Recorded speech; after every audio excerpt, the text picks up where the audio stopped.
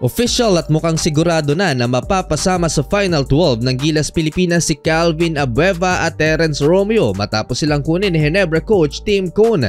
Hawak ng SMC ngayon ng Gilas led by Al Francis Chua na siyang team manager, at ayon kay coach Tim Cone, kung sino ang present lagi sa practice ay siyang mapapasama sa final roster na ipapadala sa Hangzhou, China para sa Asian Games, at 13 players ang present sa unang ensayo dahil walang hagop rule mga idol. Andyan si Brownlee at Ange Kwame kasama sina Mo Tautua, Scotty Thompson, JMF, Japet Aguilar, Chris Newsom, Calvin Oftana, Stanley Pringle at RR Pugoy pero in street clothes. Kapansin-pansin na mas madaming SMC players sa ngayon. Matagal na panahon na rin nang makita natin si The Beast at TR7 na naglaro sa Gilas Pilipinas, and I'm sure hindi natin makakalimutan kung ano ang nangyari sa kanilang huling laro bago na suspende ng FIBA, at yun nga ang 2018 World Cup Qualification Tournament.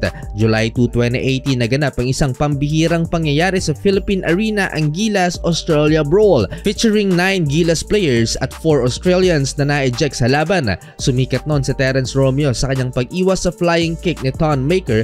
Nagpalipad din ang sipa noon si The Beast sa kalaban. Simula niyan, hindi na nga muling nakabalik pa sa Gilas si Calvin Abueva at nawala na rin ang swag ang Gilas Pilipinas. Wala na yung dating angas na meron ng ating pambansang kupunan. Kilalang pisikal na maglaro si Calvin at walang sinasanto. Noong 2017 mga idol, sa FIBA Asia Cup, walang alinlangang hinedbat ni The Beast ang mayabang na Chinese player na nagresulta sa pagkaka-eject ng 35 years old hotshots na sa ngayon. Ilan lamang ito sa mga memorable Gilas moments ni Calvin Abueva, kaya ganun na lang ka-excited ang mga fans nang malamang napasama ulit sa Gilas si The Beast. At syempre, sino ba naman ang hindi makakamiss sa ball handling highlights ni Terence Romeo?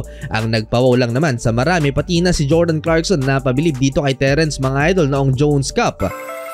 Pero para kay Calvin Abueva, ibang The Beast na ang makikita natin, mas matured at iwas na sa gulo. Nawala man si Jordan Clarkson, andyan naman si JB na very familiar sa system ni Coach Tim Cone, at isa pa may Terence Romeo na for sure magagamit as spot-up shooter. At syempre, ano pa ba ang dala ni TR7 kundi ang ISO plays na inaabangan ng lahat. Nag-peak ang international career ni Terence noong 2017 sa FIBA Asia Cup, kung saan nag-average ang Beerman guard ng 17.8 points and 3 assists per game playing 21 minutes at impressive 43% shooting from downtown. Pero nagtapos lamang sa ikapitong posisyon ng Gilas Pilipinas noong 2017 FIBA Asia Cup matapos tayong tambakan ng South Korea sa quarterfinals 118-86. Si Calvin Abueva naman noong 2015 FIBA Asia Cup nag-average ng 9.6 rebounds in 9 games sa loob ng 16 minutes average na playing time. Umabot tayo ng finals pero natalo tayo sa pangluluto ng China 78-67.